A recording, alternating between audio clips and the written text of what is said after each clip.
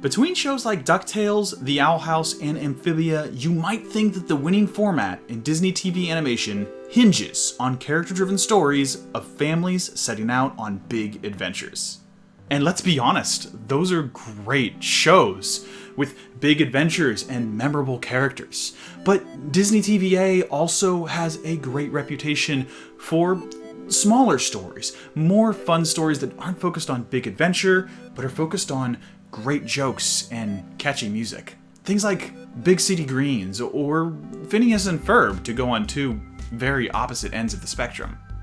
Recently, the Disney Channel premiered a new show in that latter category. One that's not just fun, packed with jokes, and accompanied by catchy music, but ranks among the rare children's cartoon that flirts with darker concepts in a unique and fun way that speaks to me personally. This is The Ghost and Molly McGee. I've talked about this show a little before. Specifically, when it was announced, I totally misheard the name, forgot about it, and then misremembered it later and invented a completely new cartoon with a completely different concept about the ghost of Molly Malone. That's a whole different story. Like and subscribe and go check out my old videos or whatever if you want the full story on that concept and idea. The actual show, however, is about a young girl who moves into a new town only to find her new house haunted by a ghost. Her name is Molly McGee, and she's an endlessly optimistic, bright-eyed young girl who wants nothing more than to make friends. The ghost, on the other hand, is named Scratch, and he's an antisocial specter who just wants to be left alone. So when he curses Molly McGee to be haunted by him forever unless she leaves his home, things don't go as he expects. I didn't curse Molly McGee. But there are strong. She cursed me. It's a great concept for a fun show, and it wastes no time establishing itself. Within the first few minutes of the show's premiere, everything is already set up.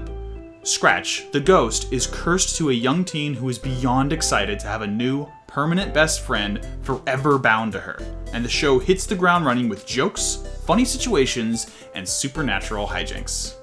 In fact, the show gets to its status quo so fast, I was a little worried that this was going to be a bit too manic for me. But the show's first couple of stories absolutely made me a believer. Not only does this show nail the humor, it uses subtle and excellent storytelling to anchor itself with diverse representation, and it lightly plays with the concepts of mortality and the supernatural. All under the accompaniment of at least one extremely catchy song per story.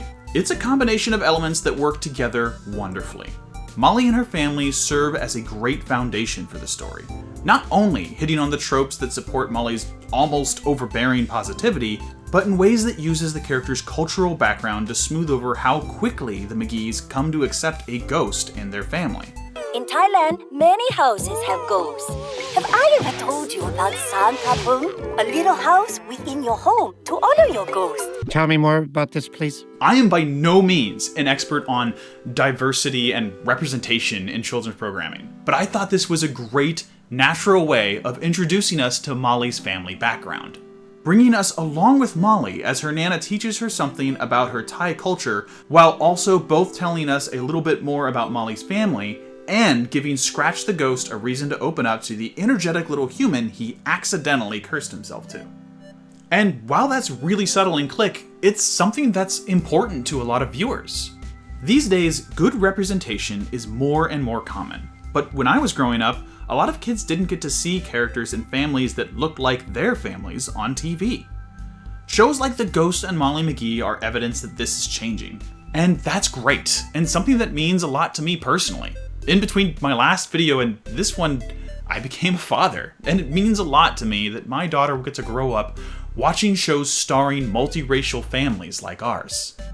The Ghost and Molly McGee builds on that foundation with an excellent combination of humor and music, with fast jokes that range from classically slapstick to quick quips built on clever wordplay, broken tropes, and genuinely funny observations. I've got to get her to the nurse's office! That lady has nothing but Band-Aids. Better still, every episode has an incredibly catchy song written by Rob Cantor, who you might know from the band Tally Hall, or the mind behind that wonderfully absurd Shia LaBeouf live video. These songs are what sold me on the series when Disney first showed early previews for it last year. They're all really short, but each one sticks with you long after the episode ends. And as the show goes on, you get more and more of a sense of how this internal musical monologue is core to Molly's character. A lifetime diet of animated films has taught me that as long as I believe in myself, I can do anything! All of these elements come together to make a great example of that second kind of Disney TV animation show. One that focuses less on big adventure stories and more on great jokes, fun characters, and catchy music. And The Ghost of Molly McGee is really on the top in all those categories, but it has one more thing that just pushes it over the top for me: the supernatural. Yes, The Ghost of Molly McGee is very obviously about ghosts, but the show's fun attitude and silly presentation can make it a little easy to overlook how special that really is. Even depicted with a silly, grumpy ghost at its core, Molly McGee's step into the supernatural makes it the rare children's show that directly addresses the delicate topic of mortality. That's something that makes it rare, and a little special. It makes The Ghost of Molly McGee a show that provides a safe, approachable way for kids to think about the concept of death without letting the idea of mortality overwhelm them. That sounds like it may be giving this little Disney cartoon too much credit, but it's something that I really believe, and why I think this specific type of cartoon is important and useful. Kids may grow up with whatever religion or spirituality their family and culture teach them, but even within the constructs of a proper belief system, the concepts of life and death can be scary, stressful things to think about. It's helpful to have stories, myths, fairy tales, legends, and cartoons that explore that idea in more lighthearted and fun angles. Thinking about life and death may be a heavy concept for someone growing up, but thinking about Scratch, the rude, goofy, and somewhat disgusting ghost who is friends with a kid just like them, is a lot less stressful.